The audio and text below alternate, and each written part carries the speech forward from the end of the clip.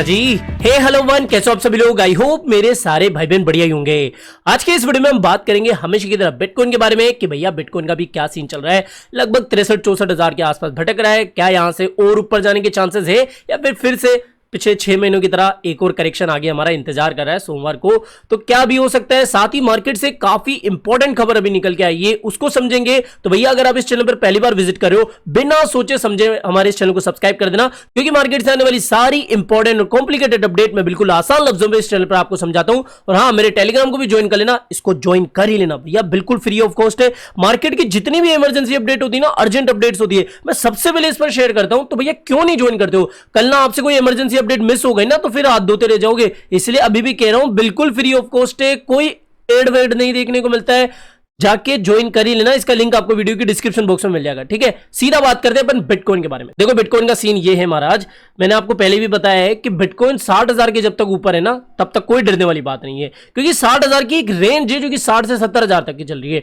और अभी अगर मैं आपको क्लियरली एक चीज दिखाऊं जो कि मुझे साफ साफ दिख रही है, वो है ये डब्ल्यू पैटर्न। मैंने आपको कल अपने एसडीबी प्लस चैनल पर भी आपको बताया था ना कि यहां पर एक डबल बॉटम टाइप का बन रहा है डेली टाइम फ्रेम पर। और ऐसा नहीं कि अगर आप डेली टाइम फ्रेम पर कोई चीज देख रहे हो तो उसके अकॉर्डिंग चीज आपको 2-3 दिन के अंदर ही देखने को मिल जाएगी।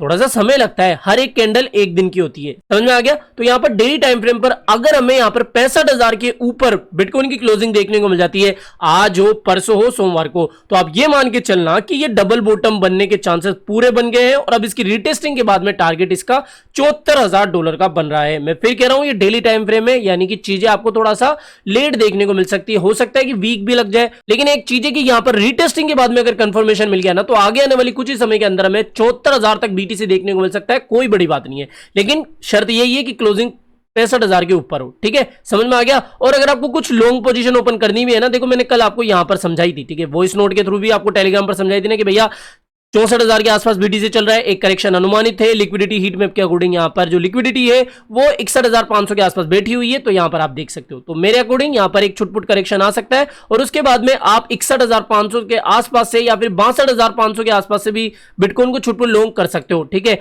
मैं यहां पर लॉन्ग ऑलरेडी ओपन कर चुका हूं 62,500 के आसपास से, मैं अभी भी प्रॉफिट पे हूं। अगर थोड़ा सा और करेक्शन देखने को मिलता है 61,500, तो मैं यहां पर अपनी एवरेज बाइंग करूंगा और उसके बाद में मुझे इंतजार रहेगा कि ये जल्दी से रिटेस्ट कर ले 65,000 का, और उसके बाद में फिर मेरा टारगेट ये बन जाएगा। ठीक है, ये एक और स्विंग लॉन्ग हमारी हो गई। ठीक है, और आपने देखा होगा कि हमारी लगभग 4 से 5 अभी तक की जो स्विंग लॉन्ग है वो परफेक्ट गई है। आई होप आई विश की ये वाली भी चल जाए, तो बिटकॉइन की सीधी बात हो गई। और इतना देखो अभी कोई मार्केट बुलिश भी नहीं चल रहा है कि लोग इतना समझ ले कि भैया एक करेक्शन एक डंप वापस से आने वाला है। तो न्यूट्रल है, न्यूट्रल कहीं ना कहीं ठीक होता है मार्केट के लिए। मार्केट के जो बुल्स है वो इसको थोड़ा सा और पुश करने की कोशिश करेंगे। ठीक है, समझ में आ गया बिटकॉइन का सीन। अब अगर बात करें कुछ अपडेट्स के बारे में, तो देखो माइक्रो स्ट्रेटेजी ने फिर से 7400 बीटीसी बाय कर लिए हैं, यानी कि 7,420 बीटीसी उन्होंने वापस से बाय करे हैं। हाल ही में उन्होंने याद हो 2021 के बाद में सबसे बड़ी बाइंग करी थी $1.1 बिलियन की, और अब वापस से इन्होंने लगभग 7,000 से ज्यादा बिटकॉइन बाय कर लिए। अब जो इनकी एवरेज प्राइस है ना, वो है 61,750। तो मैं यहां पर देखो दो रीजन, एक तो आपको ये बता रहा हूं लिक्विडिटी हीट मैप के अकॉर्डिंग भी लिक्विडिटी लेने के लिए यहां पर आ सकता है, और 61,500 के आसपास 61,700 के आसपास जो माइकल सिलर है उसके एवरेज पाएंगे। तो यहां पर अगर मिलता है तो उठा सकते हो। यहां पर मुझे एक स्विंग लॉन्ग की अपॉर्चुनिटी दिख रही है, माइकल भैया हमारे साथ है। ठीक है, तो यहां पर माइक्रो स्ट्रेटेजी की ये अच्छी बात है।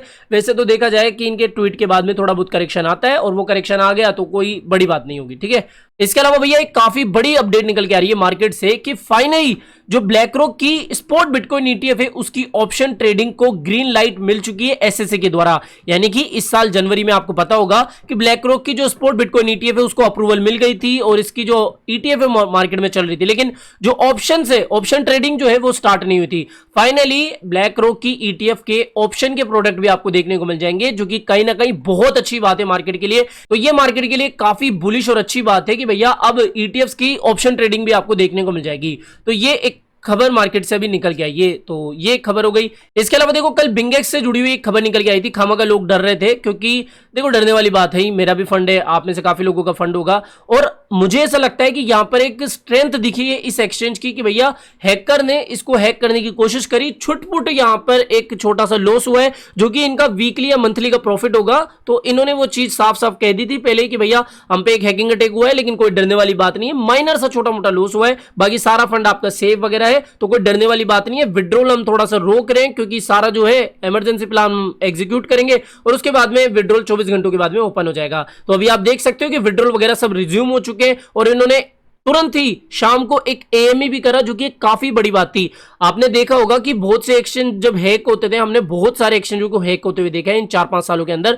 तो जब भी ऐसे हैकिंग अटैक होते हैं ना, इस तरीके से कोई एएमए सेशन वगैरह नहीं लाता, लेकिन इस एक्सचेंज की ये स्ट्रेंथ बताता है कि भैया हाँ, जो प्रोडक्ट है उसमें दम है। यहां पर एक्सचेंज ने कैसे भी करके अपना जो पूरा फंड है उसको सिक्योर कर लिया है। हैकर चाहे कोई भी हो इतना आसानी से हैक नहीं कर सकता इनके एक्सचेंज को। और अभी विड्रॉल वगैरह सब कुछ, वैसे तो ट्रेडिंग वगैरह सब कुछ चालू थी, कल कोई गड़बड़ी नहीं देखने को मिली थी सिवाय विड्रॉल बंद के, बाकी आप देख सकते हो वो चीज भी चालू हो गई। तो यहां पर एक ये खबर है कि भैया खामखा डरने की कोई जरूरत नहीं है, चाहो तो आप विड्रॉल कर सकते हो या फिर पड़े भी रहने तो कोई दिक्कत वाली बात नहीं है। लेकिन आप हमेशा ये याद रखो इस इंसिडेंट के बाद में भी कभी भी आपका जो मेजर फंड है वो आपको किसी भी सेंट्रलाइज एक्सचेंज के ऊपर नहीं होल्ड करके रखना है। स्पेशली जो आपका पोर्टफोलियो होता है वो एक्सचेंज के ऊपर नहीं रखना चाहिए। सिर्फ ट्रेडिंग अमाउंट के, भैया फ्यूचर ट्रेडिंग करनी हो, स्पॉट ट्रेडिंग करनी हो, बस उतना ही अमाउंट आपको रखना है। मेजर पोर्शन जो है आपका पोर्टफोलियो का वो आपके लेजर में या फिर आपके डिसेंट्रलाइज वॉलेट में रहना चाहिए। तो यहां पर बिंगेक्स से जुड़ी हुई ये बात हो गई। इसके अलावा कल भैया एक उधम हो गया कि हमारा जो इंडियन सुप्रीम कोर्ट है, ऑनरेबल सुप्रीम कोर्ट का जो यूट्यूब चैनल है वो हैक कर लिया गया था हैकर्स के द्वारा। और जो आप देखते हो ना ट्विटर पे लाइव स्ट्रीम चलती रहती है या फिर यूट्यूब पे लाइव स्ट्रीम चलती रहती है जिसके अंदर बोला जाता है कि भैया आप हमको इतने बीटीसी दो, हम आपको डबल ट्रिपल करके वापस से सेंड कर देंगे। मतलब वो स्कैम वाले जो नहीं देखते हो आप, वो सेम चीज जो है वो इनके यूट्यूब चैनल पे आ गई।